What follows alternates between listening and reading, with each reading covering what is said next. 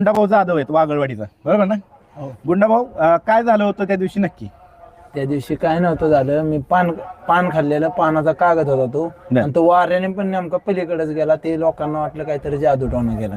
हा, मग ती काय वस्तुस्थिती काय होती तुझ्या मनात? तसं काय नव्हतं? काहीच नाही हो मनात कशाला कोण काय आणतंय? सगळे बैल आपली इथे. आणि विशेष म्हणजे सगळे सुट्टी मेकर, तुषार शेट आहेत, त्यानंतर सगळे सुट्टी मेकर आज थांबले. म्हणले दादा आम्हाला एक 2 मिनिटाची गाव आहे ना. आपल्या माणसाचं जर नाव खराब होत असेल तर मग आम्ही 100% आहे का तर आहे. बरं बरं. आणि गुंडाभाऊच्या विषयी म्हणजे सांगायचं झालं तर तो जेवढा व्हिडिओ व्हायरल झाला तर 1-2 चुकीच्या कमेंट असतील, पण मात्र त्याच्या खाली 80 ते 90% कमेंट होत्या त्या सगळ्या चांगल्या होत्या. सर्वसामान्य गरिबांची बैलांची सुट्टी करणारा सुट्टी मेकर आणि गरीब घरातला पोरगा म्हणून त्याचंही. आणि शेवटी आमचं पण कर्तव्य की त्याला बाबा खरं तिथं काय घडलं होतं आणि तिथली वस्तुस्थिती काय हे जाणून घेणं गरजेचं असतं.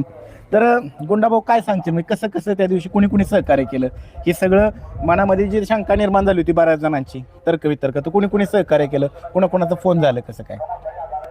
जेवढे आपल्या संबंधात आहेत आपल्या भागातली, इथली किंवा बाहेरचे, हा सगळ्यांचं फोन आलं. हा. बाबा कोण काय बोललं का, काय नक्की झालं नाही का? हा तरी असं कोणच बोललं नाही की आयला बाबा तू असलं केलं असेल किंवा काय म्हणलं. ते जो एडिटर आहे हा ज्याने महत्वाची एडिट केली वरती